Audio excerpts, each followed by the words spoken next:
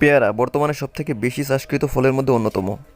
বর্তমানে চাষিরা কিন্তু পেয়ারা চাষে স্বাচ্ছন্দ্যবোধ এবং লাভের মুখ দেখছেন এই পেয়ারা চাষের মাধ্যমে। আশঙ্কাহীনভাবে অনেক কৃষক কিন্তু এই পেয়ারা চাষ করছেন।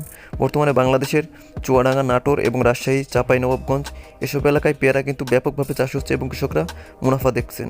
আজকের ভিডিওতে আমরা কথা বলবো এই পেয়ারা জাতের ক্ষেত্রে কোন জাতটি সবথেকে ভালো এবং কেন, এই সব বিষয় নিয়ে আজকের পুরো ভিডিও জুড়ে আছি আমি মোহাম্মদ রুবেল হোসেন। আর আমার চ্যানেলে নতুন হলে চ্যানেলটি সাবস্ক্রাইব করুন এবং পাশে থাকা বেল আইকনটি প্রেস করে দিবেন আমাদের নতুন নতুন ভিডিও সবার আগে দেখার জন্য। আমরা মূলত সবসময় ইনফরমেটিভ ভিডিও দেওয়ার চেষ্টা করি, বরাবরের মতো প্রতিবেদন আমরা করি না। তো প্রতিবেদনের উপর থেকে আমার অনেক কৃষকের ভরসা নেই, সেজন্য আমরা ইনফরমেটিভ ভিডিও যেগুলো কৃষকের কাজে লাগবে এবং কৃষক জানতে পারবে, শিখতে পারবে কীভাবে তারা কৃষিতে আপনারা মুনাফা পাবে এবং কীভাবে কৃষি সমৃদ্ধি হবে সেই বিষয় নিয়ে চলুন ভিডিও শুরু করা যাক। বর্তমানে বাংলাদেশে পেয়ারার কয়েকটি জাত রয়েছে যেগুলো কৃষকরা সফলভাবে চাষ করেছে এবং কিছু জাতটির সীমাবদ্ধতা রয়েছে, কিছু জাতের ভালো ফলন আছে। সব মিলে কিন্তু সবগুলো জাতেই কৃষকরা সফলভাবে চাষ করে আসছে।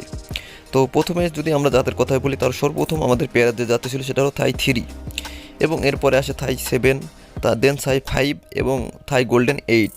এরপরে অনেক জাত এসেছে, কিছু কিছু জাত ছিল কৃষকের দেওয়া নামে, কিছু কিছু জাত অফিসিয়ালি বাংলাদেশের কৃষি গবেষণা কেন্দ্র থেকে এসেছে। তো সবগুলো জাতি মোটামুটি কৃষকরা চাষ করেছেন এবং তারা লাভবান হয়েছেন, কেউ বা স্বল্প ক্ষতির সম্মুখীন হয়েছেন। সব মিলে কিন্তু একটা ভালো অবস্থায় ছিল এই পেয়ারা চাষ। বর্তমানে বাংলাদেশে কিন্তু কৃষকরা সবথেকে বেশি চাষ করছিল থাই 5 পেয়ারা।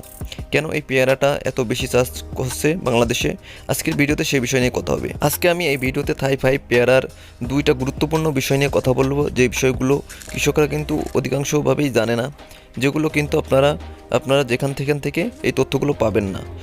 স্বাভাবিকভাবে অনেকে প্রতিবেদন করে, তারা কিন্তু এই বিষয়গুলো কখনো তাদের মুখ দিয়ে বলে না, কোন যাত্রী করবেন কোন যাত্রী করবেন না সেই বিষয়ে। তো চলুন শুরু করা যাক। আমাদের থাই 5-এর প্রথম যে বৈশিষ্ট্য হলো সেটা হলো ফলন। অন্যান্য পেয়ারার ক্ষেত্রে থাই 5 কিন্তু অতিরিক্ত ফলন দিয়ে থাকে এবং অন্যান্য ক্ষেত্রে দেখা যায় যে থাই 5-এর যদি আপনারা লক্ষ্য করেন, অনেক কৃষক আছে যে কৃষক জরিপ করা হয়, সে জরিপে কিন্তু চুয়াডাঙ্গার অনেক কৃষকের কাছে আমরা গিয়েছিলাম এবং সেখানে আমরা জরিপ করেছি। সবার পছন্দের তালিকায় ছিল থাই 5 পেয়ারা। তারা কিন্তু এই থাই 5 পেয়ারা ছাড়া অন্য কোনো পেয়ারা চাষে আগ্রহী নয়। এই থাই 5 পেয়ারা রয়েছে ব্যাপক ফলনের ক্ষমতা। অন্যান্য পেয়ারার থেকে এই থাই 5 পেয়ারা প্রায় 1.5 গুণ বেশি ফলন হয় এবং অন্যান্য পেয়ারার থেকে এই পেয়ারার কিন্তু ফুল গুটি ঝরে যাওয়ার আশঙ্কাও কিন্তু কম। সেক্ষেত্রে কিন্তু চাষিরা কিন্তু এই থাই 5 পেয়ারা বেছে নেবে। আপনারা অনেক সময় খেয়াল করলে দেখা যাবে যে আপনারা শীতের সময় কিন্তু থাই গোল্ডেন 8 কিংবা থাই 3 পেয়ারাতে কিন্তু আপনারা ফলন পান না। সেক্ষেত্রে কিন্তু থাই 5 পেয়ারা কিন্তু সারা বছর ফল দিয়ে যায় এবং একটানা 4 বছর ফল দিয়ে যায়। এবং আপনারা যদি খেয়াল করে দেখবেন, থাই গোল্ডেন 8 কিন্তু শীতকালের সময় গুটি ঝরে যাওয়া এবং ফুল ঝরে যাওয়া এসব কিন্তু রোগ অসুখ বিসুখের দেখা দেয়। সেক্ষেত্রে কিন্তু থাই 5 পেয়ারা কিন্তু অনেকটা সফল এই ক্ষেত্রে। অনেক চাষিরাই তাদের অভিযোগ যে থাই গোল্ডেন 8 পেয়ারা কিন্তু তাদের যতই ওষুধ স্প্রে করুক না কেন, যতই কীটনাশক ব্যবহার করুক না কেন, তারা ফুল ও গুটি ঝরে যাওয়া কিন্তু কোনোভাবেই রোধ করতে পারছে না। এই দিক থেকে কিন্তু থাই 5 পেয়ারা কিন্তু খুব এগিয়ে। তো আপনারা মাথায় রাখবেন যে থাই 5 পেয়ারা কিন্তু অনেক ব্যাপক ফলনশীল একটা জাত এবং এই জাত যারা চাষ করেছেন তারাই কিন্তু এই জাতের মূল্যটা বোঝে।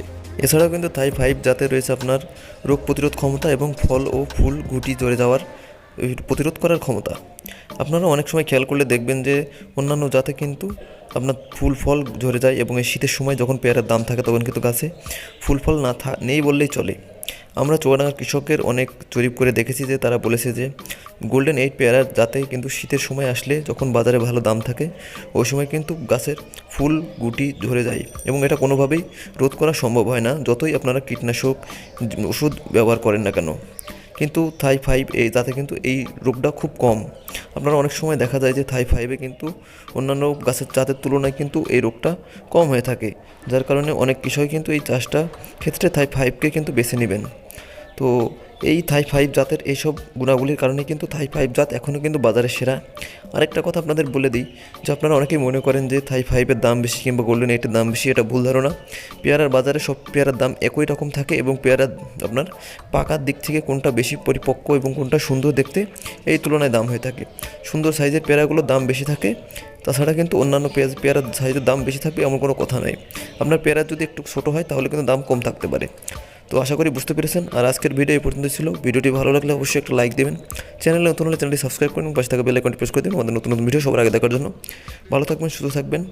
আর আমার চ্যানেলে আজ থেকে আবার রেগুলার ভিডিও আপলোড হবে, আশা করি দেখবেন, শেয়ার করবেন আপনার কৃষি বন্ধুদের সাথে। ভালো থাকবেন।